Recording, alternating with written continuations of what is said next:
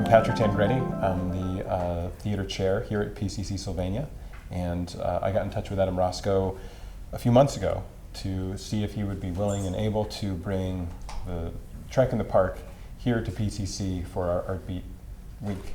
You will lead a party of Romulans aboard the Enterprise, and there you will take your rightful place. Yeah, and I'm the artistic director of the company that puts it on. We do it every summer, and it's free to the public. It's outdoors. It's like Shakespeare in the Park in New York, except original Star Trek episodes. And it's the Kirk and Spock series, the 1960s, the big colorful costumes with the big characters and makeup, and yeah, it's a lot of fun. So they've been doing it for 5 years. Yep. At different parks. You even outgrew one of the parks. We outgrew our park. We had a very small park in Northeast Portland, and on our third year, we decided to move. And ever since last year, we've been in Cathedral Park underneath the St. John's Bridge, and it's been spectacular. It's a great spot. And this year's episode is going to be The Trouble with Tribbles. Right. When does that open? August 3rd, we open. Runs every weekend in August, Saturdays, Sundays at 5 o'clock. And you can't miss it. We're right under the bridge. And people bring picnics and chairs. Oh yeah, people show up hours early just to hang out, you know, throw a frisbee around, bring their dog, bring the kids, and have a picnic, have a bottle of wine, whatever, and just enjoy the summer afternoon and see some Star Trek. Now then. I insist, I'm extremely tired. Made so by your vindictive cross-examinations. I will answer no more questions. I went last year and I saw Journey to Babel, and I had gone previous years as well, but after last year's I thought we could definitely do this as part of an Art Beat event. So I called Adam and got him together with our advanced acting class here spring 2013, and instead of trying to do one episode like Trek in the Park often does, we thought we'd try to get everybody cast in some sort of speaking role so that they could enjoy, I guess, the experience of being a Trek in the Park experience without trying to create a whole episode, which was a little bit beyond our logistic, but we ended up doing 5 scenes today, and everybody got a chance to do at least one speaking role, which included makeup, which Adam was a huge... We had a lot of Vulcan ears. Spent the morning, putting the ears on everyone. You got to have pointy ears, and we had that iconic episode with the half black, half white guy, and that was really cool to see. It's always a nice thing to see on stage. It's very big and bold, and I love that kind of stuff. And to see it outside, and we did 2 outside and 3 inside. And as fortune had it, Greg Meyer from engineering called me and said, "Do you need a robot for anything?" About 3 or 4 weeks before this was all coming together. So we sat down and figured out that there probably would be a really good use of a robot in a very specific Star Trek episode called The Changeling. So Greg worked with Marie Sivak, who is from our art program. They put together some of their prime students to create this behind us that you're looking at, a replica of the Nomad robot from the episode The Changeling. So we've had a lot of collaboration and a lot of excitement around making this happen this year, and it's something that was I thought we'd be doing these all out on the lawn, very Trek in the Park like, without any.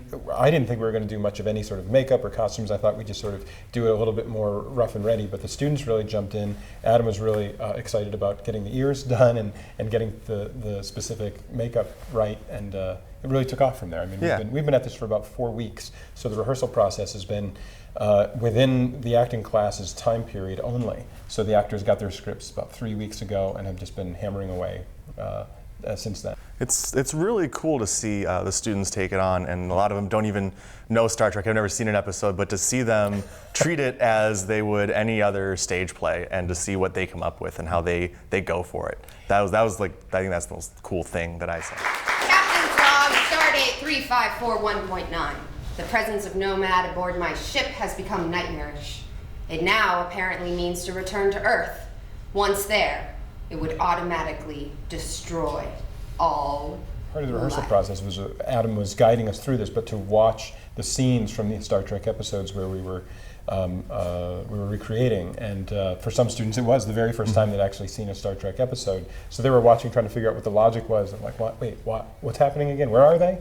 It's like, well, it's it's far into the future. They're out in space. They live on this spaceship, and they encounter these different characters. And I think that for us, for what we were doing in advanced acting, was really helpful because they have to answer a bunch of questions that actors have to figure out, given circumstances, and what are their characters' objectives. And it's great. It works really well with very well written material, and this is really well written material. Yeah. That's the thing I think that Even though it's all heard- space adventures and aliens and phasers and stuff, it's still good storytelling. Yeah, So. yeah, and it really shows as theater, and I think your company's provided that, and I hope our students have gotten a chance to sort of see that theater has so many different, as you called it earlier, alternative theater. It's so many different possible permutations. So for us, it was both an acting exercise and an art beat event, and an opportunity to collaborate with somebody who not only has kind of put Portland on the national map in terms of something that's a kind of a cultural phenomena, but also with the engineering program and the art program, and now with video production.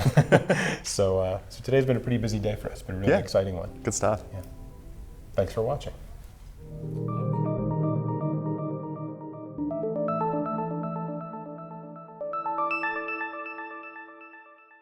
They'll take their places, and you'll get to enjoy a very short scene from the Enterprise incident.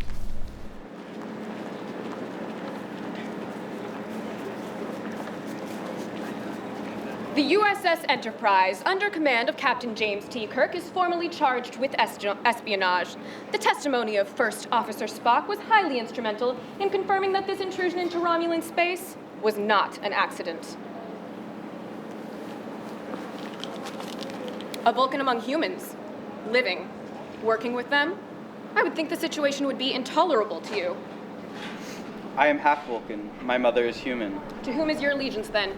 Do you call yourself Terran or Vulcan? Vulcan. And how long have you been a Starfleet officer, Spock? 18 years. You're a superior being. Why do you not command? I do not desire a ship of my own. Or is it that no one has offered you, a Vulcan, that opportunity? Commander, can we speak plainly? It is you who desires the ship. You want the Enterprise. Of course. It would be a great achievement for me to bring home the Enterprise intact. It would broaden the scope of my powers greatly. It would be the achievement of a lifetime, and it would open equal opportunities for you. Will you join me for dinner? Are the guards invited too? I've had special Vulcan dishes prepared for you. I hope they're to your liking. I am flattered, Commander. The cuisine among your vessel is far superior to that of the Enterprise. It is a recruiting inducement. We have other inducements.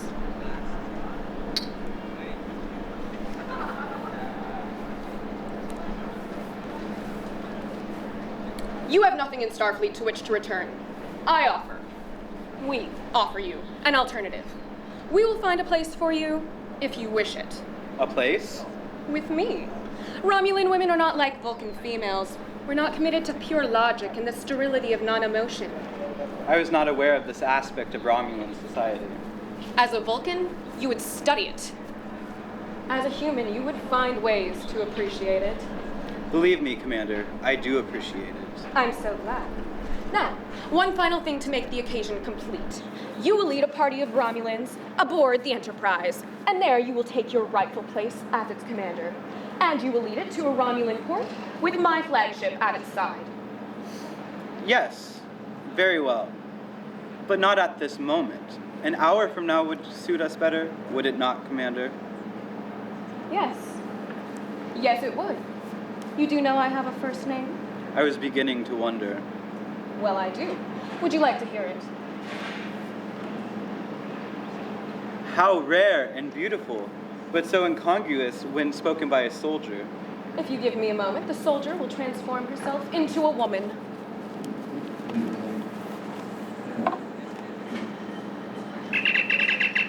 Spock to Captain Kirk here. Kirk here. Are you on the ship, Commander? I'm already on board, Spock. You have the information. Yes, the cloaking device is in a room heavily guarded. Is my attire now more appropriate, Officer Spock? Your attire is not only more appropriate, it should induce our conversation. I have to say, I've never been so moved by the touch of an alien hand. I must admit, I am moved emotionally too. I know it's illogical. Oh, Officer Spock, we mustn't question what we truly feel. Accept what is happening between us, even as I do. Commander, permission to enter. Not now, Tal! It is urgent, Commander. Enter. Commander, we have intercepted an alien transmission. Located source. We have, Commander, this room. Commander, the cloaking device is gone. Full alert. Search all decks. Commander, I think that would be profitless. I don't think you'll find it. You must be mad. I can assure you I'm quite sane. What are you that you could do this to me? First Commander of the Enterprise.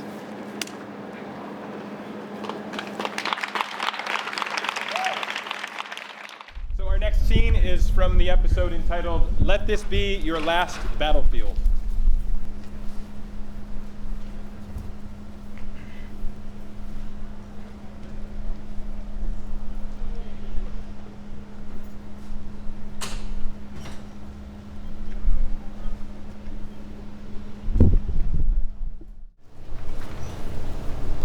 You are certain, Doctor, that this pigmentation is the natural condition of this individual?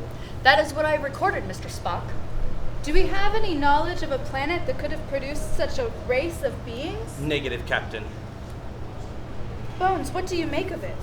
Well, I can't give you any specific circumstance that would explain him. Well, judging by looking at him, we know at the very least he is the result of a very dramatic conflict. Spock? There is no theory, Captain. From the basic work of Mendel to the recent nucleotide studies, which would explain our captive here, all gradation of color from black to brown to yellow to white are genetically predictable. We must therefore conclude that this alien is that unaccountable rarity, a mutation, one of a kind. I would agree, that is the case here. Your prognosis, Doctor. Well, I can't give you one, Captain. I've never worked with anyone like him. Or anything like him. Yet you are pumping him full of your noxious potions as if he were human. When in doubt, the book prevails, Mr. Spock. I've run tests. Blood is blood, even if it's green like yours. The organs are there. They're rearranged to a degree, and there are some I've never seen before. Now, I've enriched the oxygen in his blood and pumped him full of a strong stimulant. And I must say, his recuperative powers appear to be excellent. With your permission, Captain, I shall do some further research and join you on the bridge. He's coming around, Doctor. Well, it was touch and go for a minute there, but you are out of danger now. You're aboard the Starship Enterprise. I've heard of it. It's in the United Fleet of Planets? Federation. So was the shuttlecraft that you were flying. It was. Don't you usually know whose property you've stolen? I am not a thief. Well, certainly no ordinary thief, given what it is you appropriated. You're being very loose with your accusations and drawing conclusions without any facts. Well, I do know you made off with a ship that didn't belong to you. I do not make off with things. My need to use the ship gave me the right. Mark the word, sir, the use of it. You can try those technical evasions on Starfleet Command. That's where you'll be facing your charges. I'm very grateful for your rescue. Don't mention it. We're happy to have caught you. Who are you? My name is Lokai, Go on. from the planet Charon. That's in the southernmost part of the galaxy. In an uncharted quarter. What are you doing so far from home? You realize that when we've completed our mission, we will return to Starbase where you'll face a very serious charge. The charge is trifling. I would have returned the ship as soon as I... Had what? What were you going to do? You monotone humans are all alike. First you condemn and then attack. I will answer no more questions. Well, Captain, however we may view him, he is no ordinary specimen.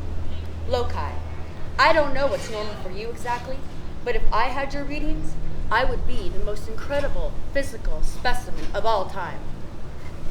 We've never encountered a being like you. I'd like to learn more about you and your planet. I'm very tired. And very evasive. Or at least, not fully responsive. Now then. I insist I'm extremely tired. Made so by your vindictive cross-examinations. I will answer no more questions.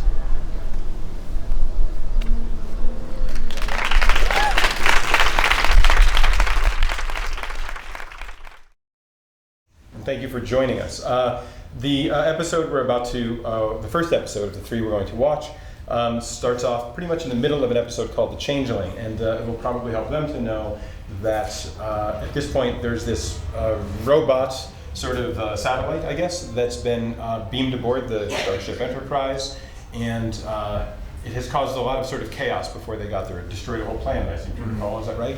So they're trying to figure out, the crew is trying to figure out exactly what this thing is and what they're going to do with it. That probably sets the stage well enough. Yes, I think so. Okay, great. We'll do an introduction of each piece beforehand. Aside from that, I think we're ready to go. Thanks for coming.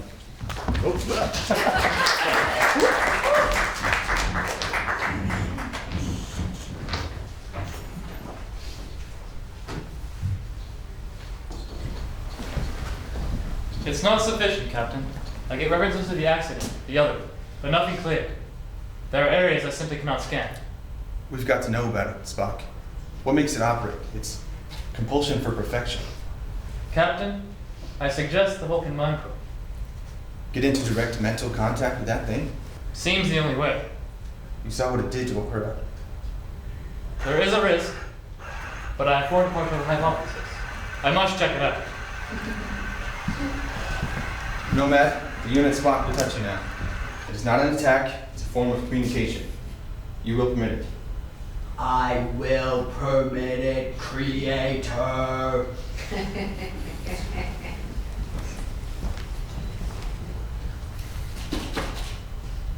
I am Nomad. I am performing my function. Deep emptiness, it approaches. I am the other. Collision, damage, blackness. I am Tonru, Nomad, Tonru, air, flaw, imperfection, must sterilize, rebirth, we are complete, much power, gun, ta, no, Ika, Tonru. The Creator instructs. Our purpose is clear. We are Nomad. We are Nomad. Sterilize imperfections. Nomad. Sterilize. Nomad. Sterilize. Spock. Nomad. Sterilize. Nomad. Nomad, you're in contact with the unit Spock. Stop. Stop! Acknowledged. Spock. Spock! Fascinating, Captain. The knowledge, the depth. What does it mean? We are Nomad. It was damaged in deep space. Undoubtedly a meteor collision. Its memory banks were destroyed. Or most of them. It wandered without purpose. And then it met the other. The other was an alien probe of great power. Somehow they merged, repaired each other, became one. So, it isn't Nomad. Not the Nomad we lost from Earth. It took from the other a new directive to replace its own. The other was originally programmed to sterilize and secure soil samples from other planets, probably as a prelude to colonization. A changeling. I beg your pardon? An ancient Earth legend, Mr. Spock. A changeling was a fairy child that was left in place of a human baby. The changeling assumed the identity of the human child. So, it is to sterilize, and to sterilize, read, kill. And it has the power and sophistication to do it. Yes, it is powerful. It's sophisticated, but it's not infallible. It's space happy. It thinks I'm its mother. And that is the only thing that has saved us until now.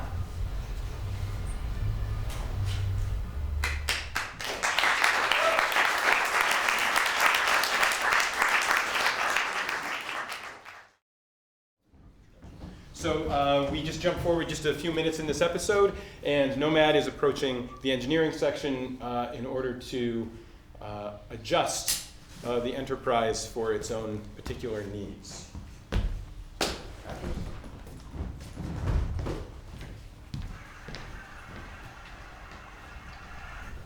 Notify the captain. What are you doing here? Watch your panels, everyone. Watch that polymass. Roger. Keep darkening the intervector. Leave that alone.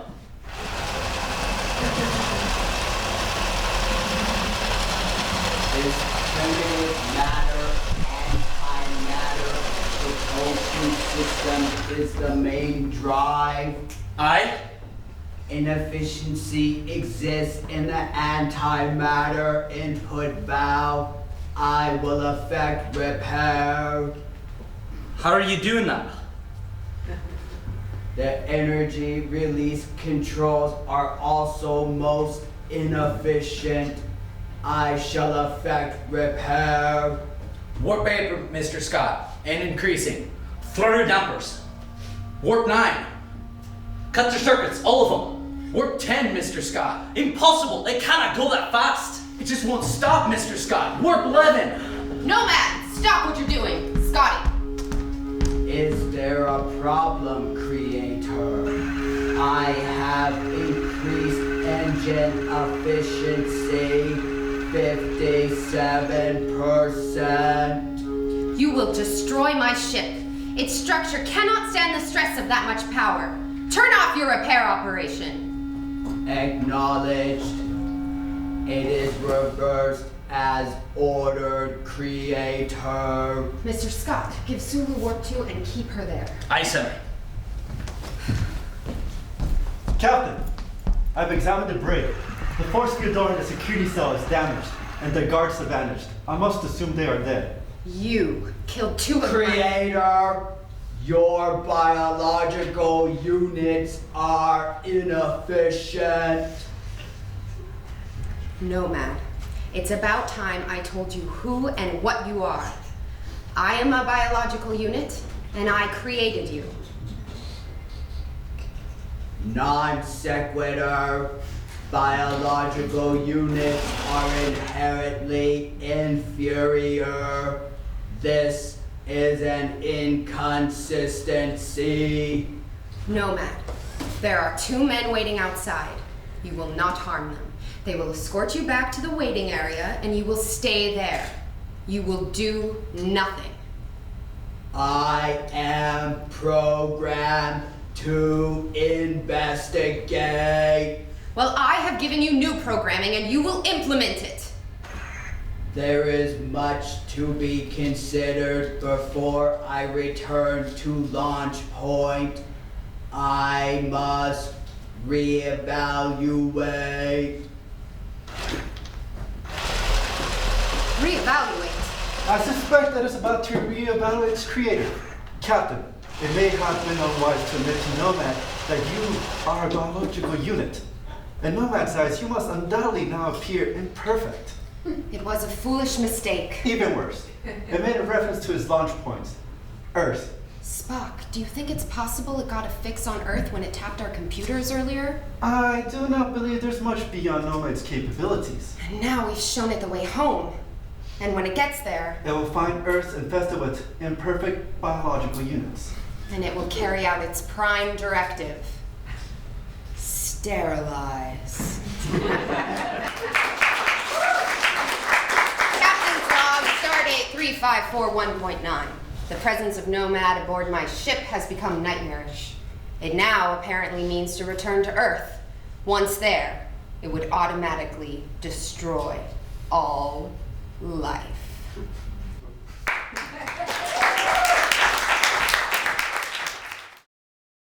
Yeah.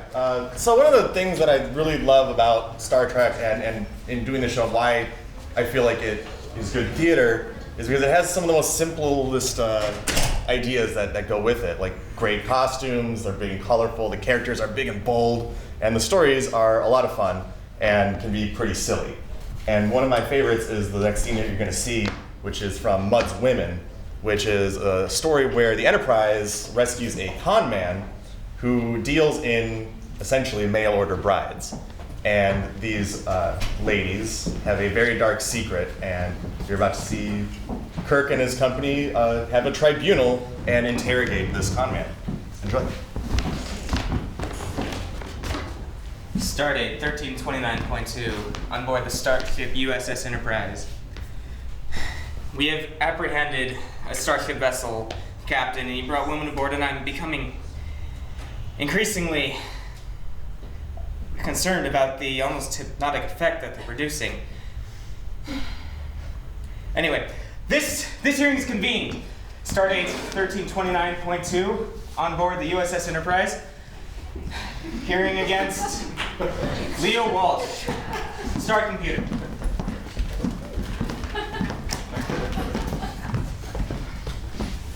State your name for the record.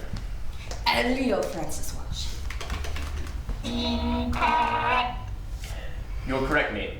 Gentlemen, surely you're not going to take the advice of some soulless mechanical machine over that of a flesh and blood man. State your correct name for the record. Harry Mudd. Incorrect. Harcourt Fenton Mudd. Any past offenses, Mr. Mudd? Of course not. Gentlemen, I am simply an honest businessman. Incorrect. Blast that tin-plated pot! Full data coming on screen. If we can read our minds, too. It can't, darling, it can't. Just what's on the Offense record. Smuggling. Sentence suspended. Transport of stolen goods. Purchase of space vessel with counterfeit currency. Sentences. Psychiatric treatment.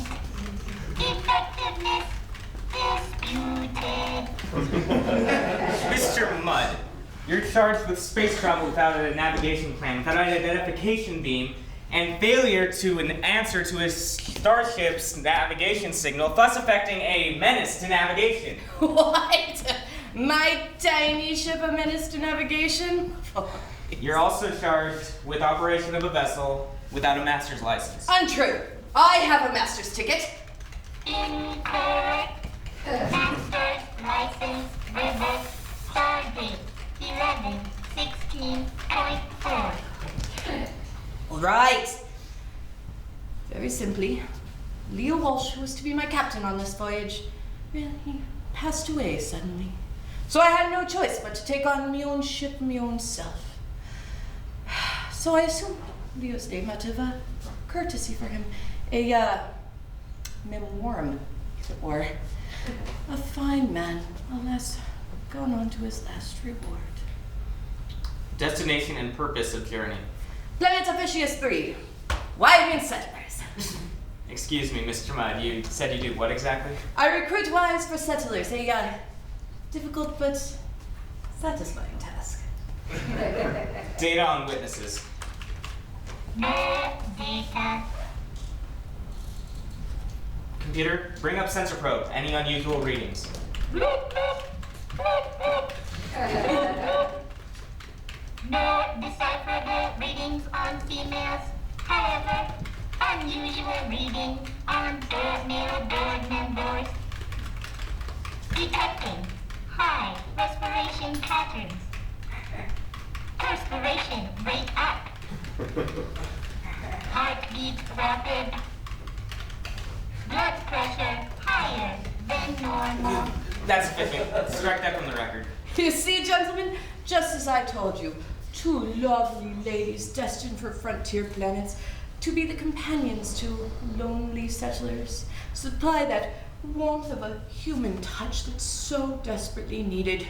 A wife, a family, a home. Gentlemen, I look upon this as a sacred public trust. I've devoted my whole life to it.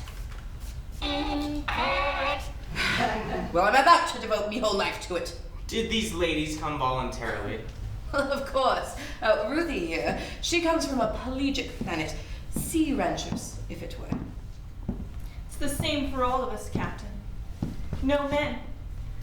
Mine was a farm planet, with automated machines to keep me company, 2 brothers to cook for, mend their clothes, canal mud a foot thick every time they walked in. That's fine, Evie. Fine. It's not fine. We have men waiting for us, willing to be our husbands, and you're taking us in the opposite direction, staring at us like we were Saturnius harem girls or something. That's enough, Phoebe! The only charges are against Mr. Mudd, and that's for operation of a vessel without a master's ticket. Do you have any viable defense for this offense? Only God's own truth, which I've just given you. This hearing is convened. Mr. Mudd to be transported to the authorities at our earliest opportunity. And what happens to us? What about us? Help us, please. All of us. Miss McKieran, if you don't mind. Our last crystal, sir, it's gone. And engineering reports life support systems are on batteries power, sir. Mr. Spock. Miss McKieran, if you don't mind. Mr. Spock, notify the miners on Regal 12. Tell them we're going to need those lithium crystals immediately upon arrival.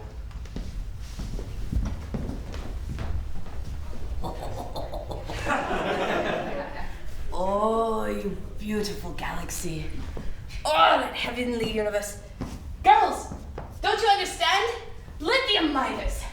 Lonely, isolated, rich lithium miners. Girls, do you still want husbands? Evie, you wouldn't be satisfied with some mere ship's captain. I'll make you a duchess. And I'll be running the starship. Captain James Cook, the next orders you'll be taking will be from Harcourt, Fenton Mudd.